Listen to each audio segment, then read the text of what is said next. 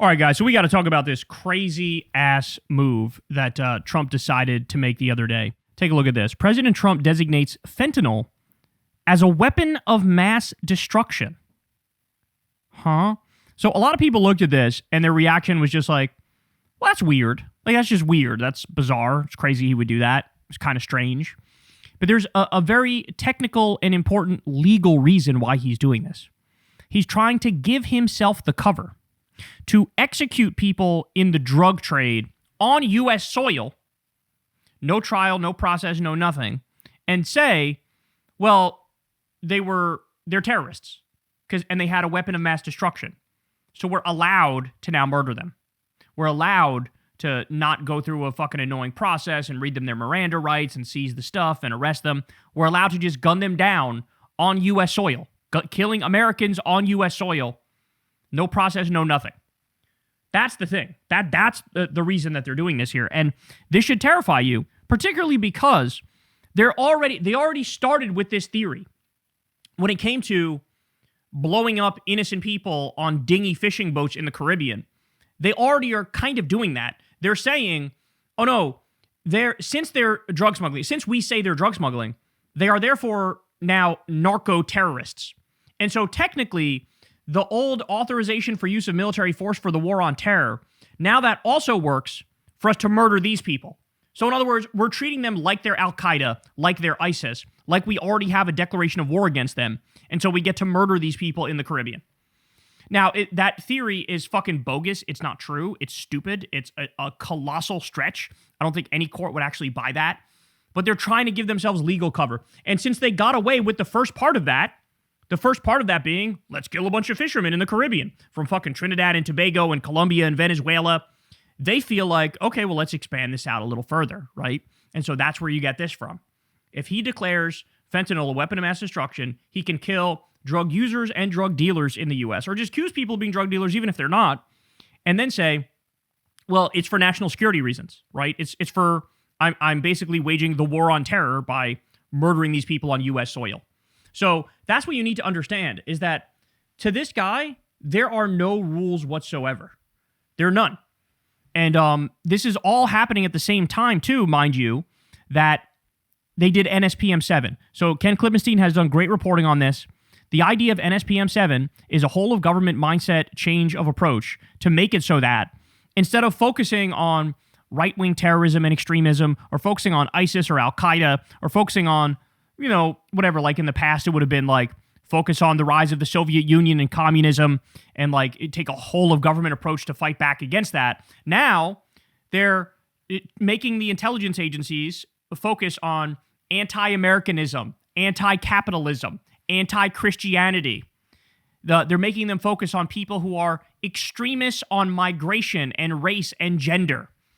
And so basically what Trump is doing is he's laying the groundwork to target his political opponents using the force and power of the government and take away people's ability to have rights and to dissent and to push back against it.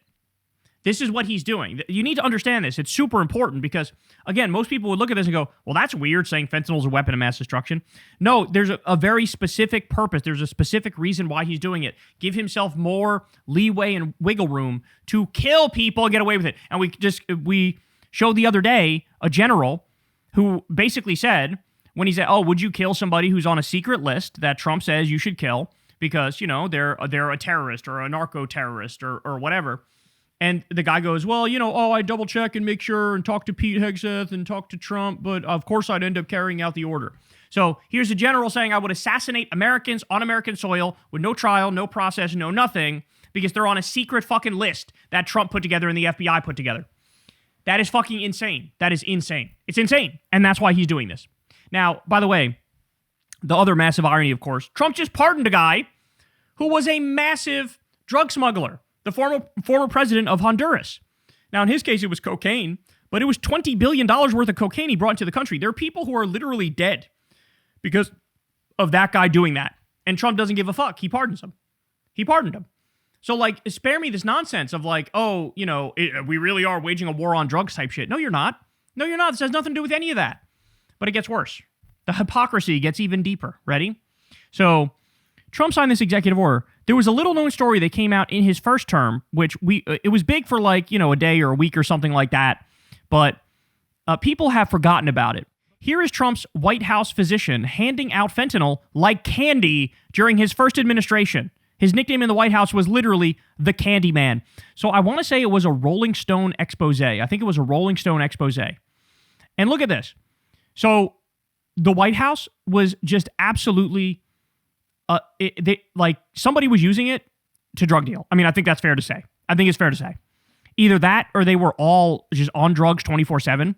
But I think somebody was using the White House pharmacy to get a whole bunch of shit to then turn around and sell and make a lot of money off of. Because when you go through, I know it's hard to read, but when you go through this, you got morphine, 10 milligrams, 150 units, fentanyl, 50 micrograms, 150 units, fentanyl, 100 micrograms, 150 units, fentanyl, 50 micrograms, 150 units, Ativan, oral, I believe that's like anti-anxiety, sort of like a Xanax type thing, I believe, 30 units, Ambien, 10 milligrams, 500 units, Ambien, 5 milligrams, 800 units. Ambien's like the sleep one, but it also gives people high if you push through and stay awake.